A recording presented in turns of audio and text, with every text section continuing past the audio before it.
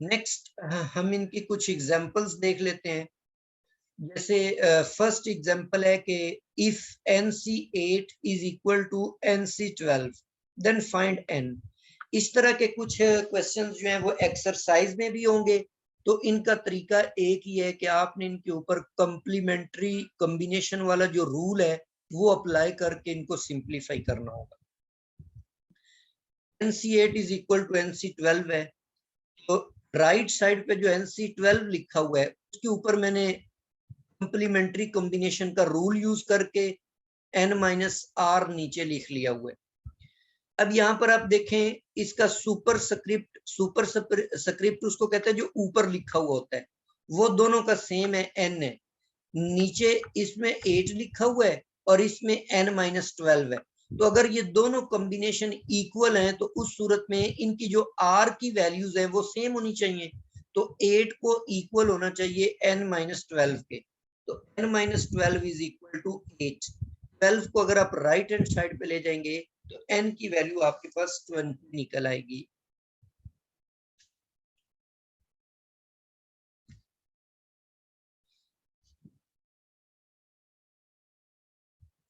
Next आपके पास है combination. Find the number of diagonals of 6 sided figure. पहले तो हम क्वेश्चन को अंडरस्टैंड करते हैं कि number of diagonals of 6 sided figure का क्या मतलब। देखें, सपोज हमारे पास एक रेक्टेंगल है। अच्छा, रेक्टेंगल के जब आप ऑपोजिट वर्टिसेस को ज्वाइन करते हैं, ये इसका एक डायगोनल बन जाता है। इसी तरह इन वर्टिसेस को ज्वाइन करें, ये भी एक डायगोनल बन गया। तो अब ये रेक्टेंगल के कितने डायगोनल्स बने हैं? ये 2 डायगोनल्स बन गए। अगर हमारे पास पेंटागन होती, पेंटागन का मतलब 5 साइडेड फिगर, जैसे ये मैं इधर बना देता हूं, सिंपल से इसको देख लें आप। ये एक पेंटागन है, इसके टोटल जो डायगोनल्स हैं कितने बनेंगे? इनमें ऑपोजिट वर्टिसेस को मिलाते जाएं तो वो सारे के सारे डायगोनल बनते जाएंगे। जैसे एक इसका ये डायगोनल बन जाएगा,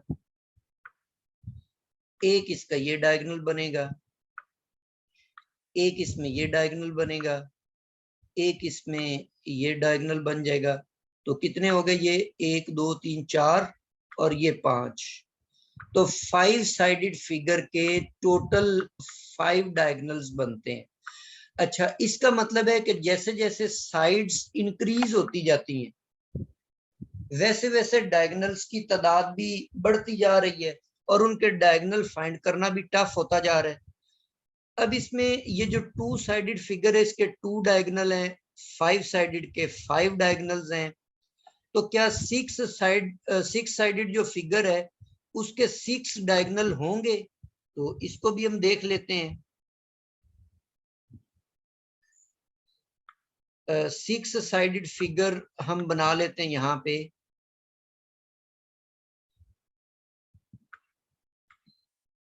जी, ये हमारे पास हेक्सागोन है, मतलब 6 साइडेड फिगर है।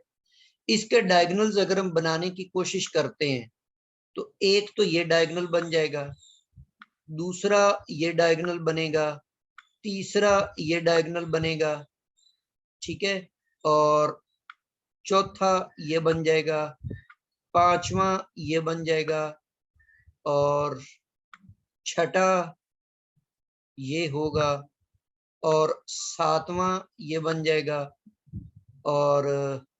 और इसमें से कौन सा बनेगा? ये आठवां ये बन जाएगा और नौवां ये बन जाएगा। तो 6 साइडेड फिगर के 9 डायगोनल्स बने हैं। ले अब इसका मतलब है कि जितनी साइड्स हों या जितने वर्टिसेस हों उतने तो डायगोनल बनते नहीं। तो ये बात तो क्लियर हो गई इस एग्जांपल से।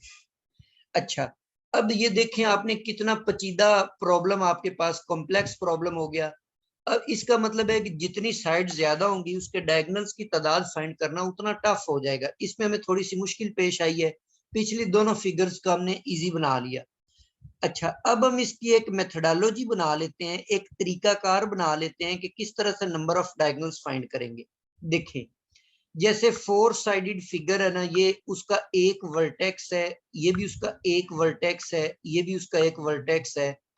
ये 4 साइडेड जो फिगर होती है उसके 4 वर्टिसेस होते हैं।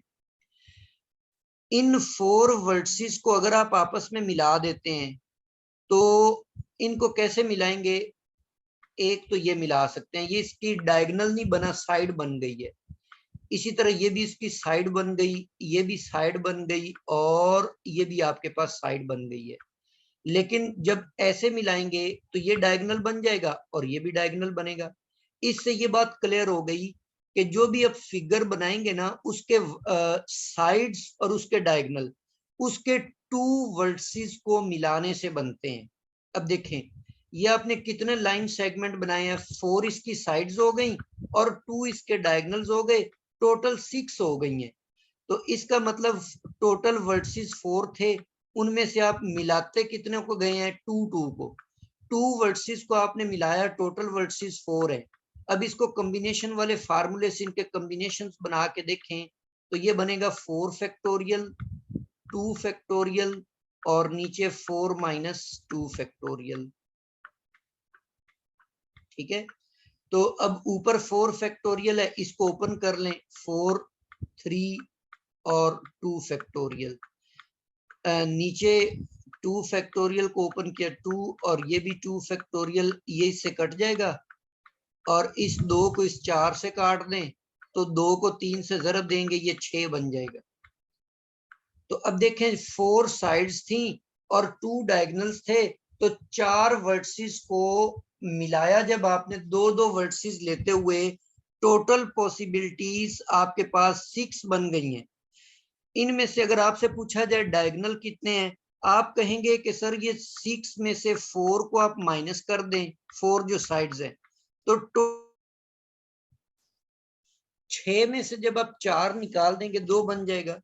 इसका मतलब ये है कि जब आपने किसी भी n साइडेड फिगर के नंबर ऑफ डायगोनल्स निकालने होंगे, आप n जो n की जगह उसके वर्टिसेस की तादाद लिखेंगे और r की जगह 2 लिखेंगे, टोटल निकाल लेंगे। वो जो टोटल कॉम्बिनेशंस बनेंगे वो साइड्स की तादाद भी होगी, डायगोनल्स की तादाद भी होगी। एंड पे क्या करेंगे, जो उसकी साइड्स की तादाद है वो उस टोटल में से माइनस कर देंगे तो वो नंबर ऑफ डायगोनल्स बन जाएंगे। एग्जांपल देखें, find the number of diagonals of 6 sided figure.